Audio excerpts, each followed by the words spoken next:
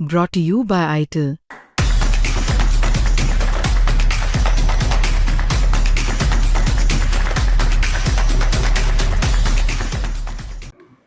मैं टेलवीव के उस इलाके में खड़ी हूँ जहाँ पर ईरान की तरफ से लगातार हमले में एक घर क्षतिग्रस्त हुआ है।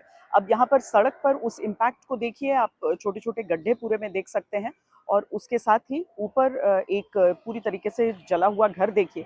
लेकिन ये भी इसमें ध्यान देने वाली चीज़ है कि भले ही एक घर इसमें जल गया है लेकिन उसके बावजूद आपको बाकी के अपार्टमेंट में, बाकी के हिस्से में उस हिसाब की क्षति नहीं दिखती है। केवल मेरे पीछे जो एक ये दुकान आप देख रहे हैं, इसके जो ग्लासेस हैं, इसका जो कांच है वो टूटकर बिखर गया था, जिसको इस समय बनाया जा रहा है यहाँ पर। तो इसके अलावा आपको ज़्यादा क्षति नहीं दिखती है और यहाँ पर जो अथॉरिटीज़ हैं वो ये बताते हैं कि ये कोई मिसाइल अटैक उस हिसाब का नहीं बल्कि क्लस्टर बमों की वजह से हुआ अटैक था।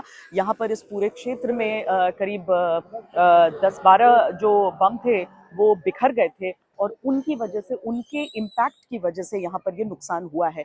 लेकिन ध्यान देने वाली बात यह है कि ईरान की तरफ से दावा किया जा रहा है कि उसने अब तक किसी भी कॉम्बैट में जो इस्तेमाल नहीं हुआ सेजिल मिसाइल, उसका इस्तेमाल इस युद्ध में शुरू किया है, जिसको डिटेक्ट कर पाना लगभग असंभव होता है दुश्मन के लिए और वो जब भेजते हैं किसी एरिया को तो बचने का मौका नहीं देते हैं। सेजिल मिसाइलों का इस्तेमाल वाकई ईरान की तरफ से अगर दावा किया जाता है तो उसमें इजराइल के लिए एक बड़ी चुनौती ज़रूर खड़ी हो सकती है।